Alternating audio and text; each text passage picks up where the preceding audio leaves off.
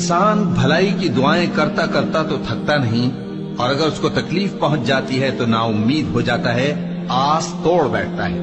और जब हम इंसान को नेमतों से नवाजते हैं तो वो मुंह मोड़ लेता है और पहलू फेर कर चल देता है, और जब उसको तकलीफ पहुंचती है तो लंबी चौड़ी दुआएं करने लगता है।